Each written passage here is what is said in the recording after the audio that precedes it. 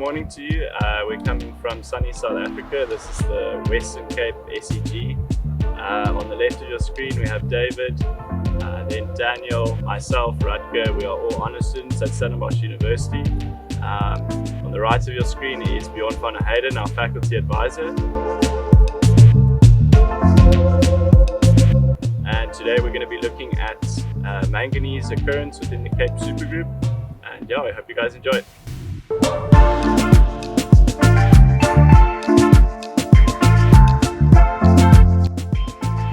On the way up, just entering into the shear zone, we find silicification over here. You can see these quartz veins coming into the host rock, and then around it this alteration zone where we get this vague apple green color, symbolizes epidotisation.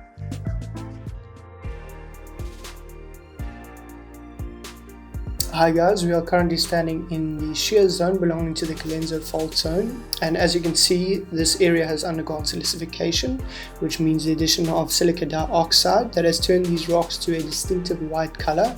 This fault zone stretches from here all the way to the back to Klipjewel in the distance.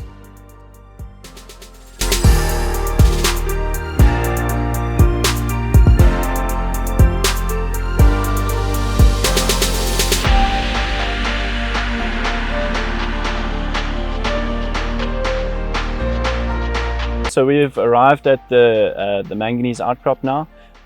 It's just on the side of me over here.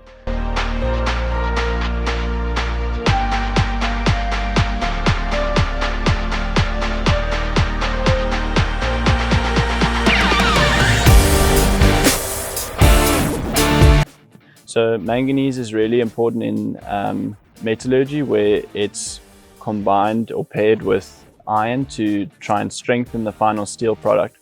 So one of the reasons why the manganese deposits within the Cape supergroup aren't of more importance is that they have a high phosphate content, and this is detrimental to the steelmaking industry, as it actually weakens the steel product instead of strengthening it.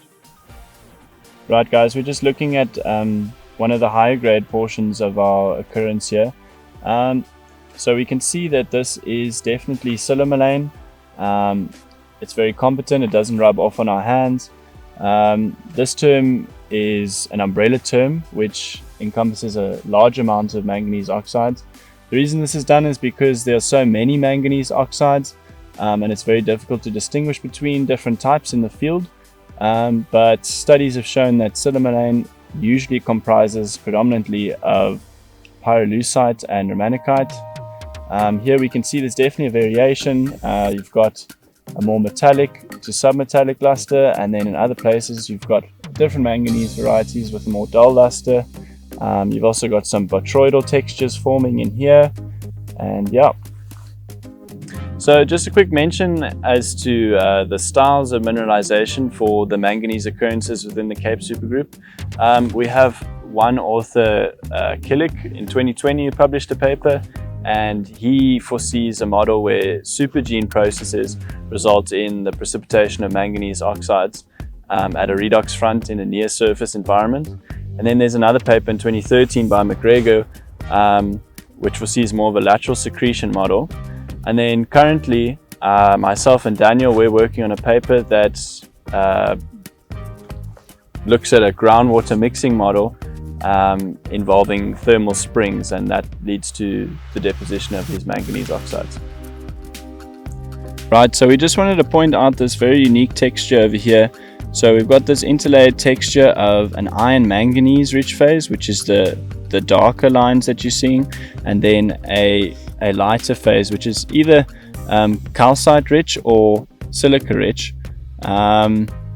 So how do you think this texture ties in with the styles of mineralization that's proposed for this region?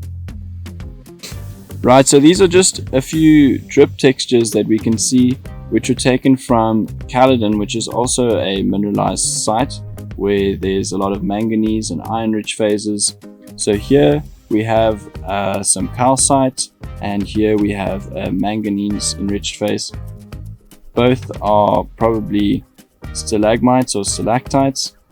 They were taken from loose boulders that were out of situ because the region has just been excavated because they are looking to start a mine there.